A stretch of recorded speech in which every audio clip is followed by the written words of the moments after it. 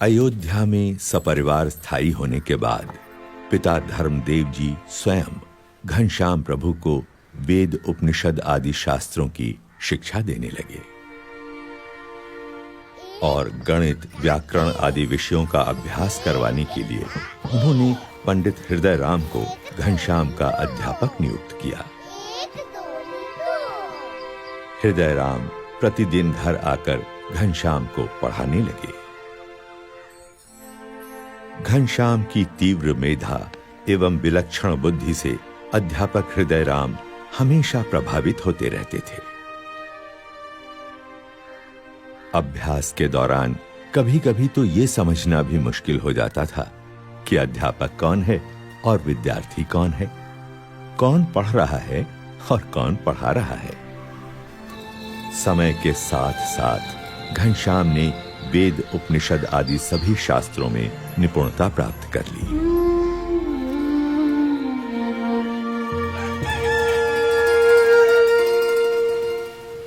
विद्या अध्ययन से पहले घनश्याम अपने नित्य कर्म का निष्ठापूर्वक पालन करते थे। ब्रह्मचर्य आश्रम का जैसे वे मूर्तिमान स्वरूप थे। ओम श्री हनुमते नमः।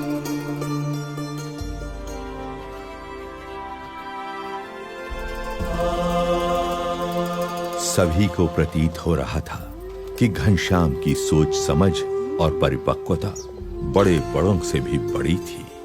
घनश्याम, जलपान कर लो, कब से तैयार करके राह देख रही हूँ। भाभी, मुझे अभी भूख नहीं है। कैसे भूख नहीं है? सुबह से कुछ खाया नहीं। तुम तो जानती हो, मैं ठाकुर जी को भोग लगाकर ही प्रसाद लेता हूँ।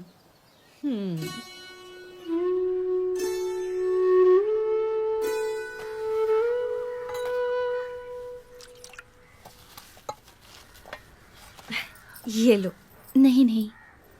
घनश्याम, ये गुलाब जामुन तो ले लो। नहीं भाभी, ब्रह्मचारी अल्पाहारी होता है।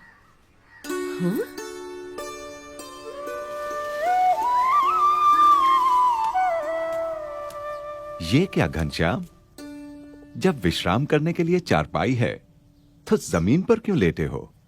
पिताजी, ब्रह्मचर्य आश्रम त्याग का आश्रम है। इस आश्रम में शरीर संयमित रखना चाहिए। ये भी तप है। इतनी बाल्यावस्था में इतने उच्च विचार, कितना असाधारण है यह बालक।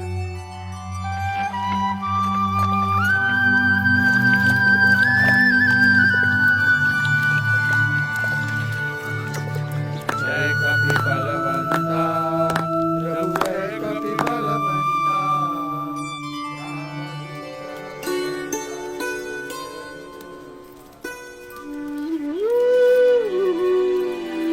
प्रणाम घनश्याम। डालने के लिए तालियां फूल ले लो।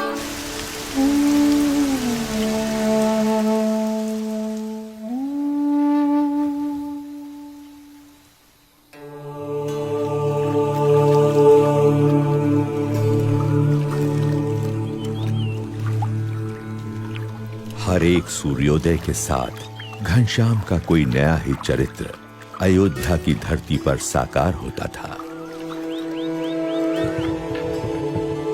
अयोध्यावासी भी दिन प्रतिदिन घनश्याम के दिव्य चरित्रों को देखने के लिए उत्सुक रहते थे। राम प्रताप, शाम हो गई, घनश्याम अभी तक नहीं आया। देख तो कहाँ है? होगा कहाँ, हनुमान घड़ी में बैठा होगा, राम कथा सुनता होगा, आ जाएगा। भगवान की कथा सुनने का उसे इतना शौक है कि बिना बुलाए नहीं आएगा। बोलना, माँ ने मिठाई देने के लिए बुलाया है। हाँ। मजे घनश्याम करता है और ढूंढना मुझे पड़ता है।